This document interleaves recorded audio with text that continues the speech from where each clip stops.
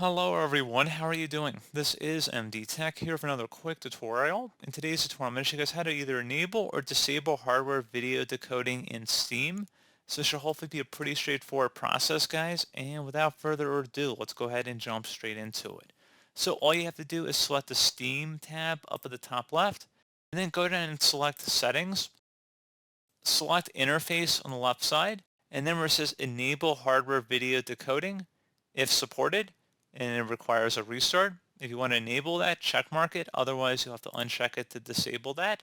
And select OK. And now you will need to restart Steam for the change to take effect. So go ahead and select Restart Steam. Let Steam restart. And then once you restart it, it should either be enabled or disabled. So pretty straightforward process, guys. I do hope I was able to help you out. And I do look forward to catching you all in the next tutorial. Goodbye.